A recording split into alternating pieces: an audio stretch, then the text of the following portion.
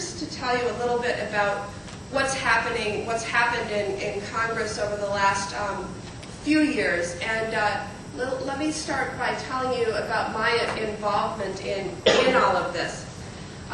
You know, I've served now, this is my 9th year in the United States Congress. And when I've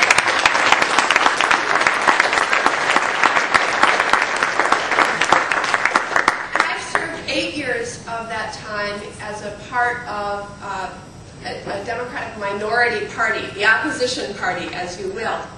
And during that first 8 years, I served 6 years on the Judiciary Committee, 2 years on what's called the Energy and Commerce Committee. Now I'm back on both. That's one of the perks of being in the majority, of getting on more committees. But there was virtual silence on the bills that we care so deeply about, hate crimes legislation, in fact, during the first 8 years that I served in Congress, there was one hearing in my freshman term on hate crimes. And that hearing, all of the witnesses, save one, were there to say that we shouldn't even have hate crimes laws, let alone the idea of adding sexual orientation and gender identity to the protections of our current hate crimes laws. That was the focus of that one hearing. And then we started having to fight defensive battles because we had 2 terms ago the introduction of the Federal Marriage Amendment. And there, boy, you know, talk about hearings. All of a sudden we had to have hearings on why this piece of legislation had to protect the American marriage and the American family from the threat posed by loving same-sex couples trying to secure protections of their own. And so we had hearing after hearing, of course, on that, and we needed to fight a defensive battle. The role that I have played in all of this has been the vote counter. We call it the role of whipping in the Congress, an old reference that has been brought back, but you know, we have a majority and minority whip who counts the votes so that on the day that the bill comes to the floor, you have sufficient votes in order to pass or defeat something. And I felt, as an out lesbian serving in the Congress, that I could play a special role if I led that informal bipartisan whip effort, which started around the first Federal Marriage Amendment. And that really involves not only counting votes, but persuasion and conversations.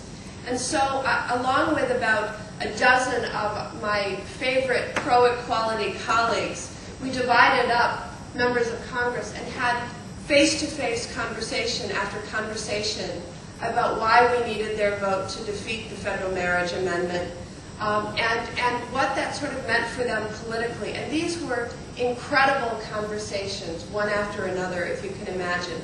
And the good news abounded. I mean, you'd hear from your colleagues. It was, you know, they were talking to me as who could tell me about their gay brother that they'd never told any other colleague about, or their lesbian daughter, or the same-sex couple who showed up every week to their campaign headquarters to work on getting them elected.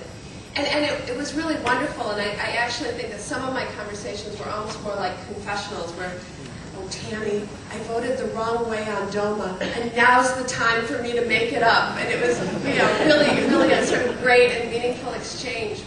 But I also want to tell you that some of those conversations were deeply disappointing to me, and I think as I tell you about some of them, you'll share that disappointment and know how important your role is. As we were successful in defeating the Federal Marriage Amendment, next we had to, this session, start getting the votes we needed to pass hate crimes and to pass ENDA. So I've been running that whip operation also for those 2 measures. And I remember talking to one Republican from the Midwest, and I said, will we be able to have your vote on a transgender inclusive hate crimes bill? And he said, Tammy, I'm sorry, you're not going to have my vote. I wish you would, but let me tell you about what I've been hearing from home. I've received literally thousands of letters in opposition to hate crimes, and I've received 3, count them, 3 letters in support. That, of course, when you hear, is deeply disappointing and a call to action about what we need to be doing. Also, I would say that as I've been having conversations both on hate crimes and on ENDA, I find that very few of my colleagues have ever had a face-to-face personal conversation about the issue of gender identity and why it's so important that we include transgender individuals in our employment non-discrimination acts as well as our hate crimes bills. And that to me also is a call to action for all of us, not only writing letters, but making sure that somebody who's never been introduced to an issue can have folks in their district to answer their questions, to help them along. And it certainly, when those conversations have already happened, greatly aids my work, because it's much easier to come to somebody who's been informed, who's thought about the issues, and win them over, sort of seal the deal, than it is to start at 101 and going through all the issues and move them to a place where they're going to be supportive.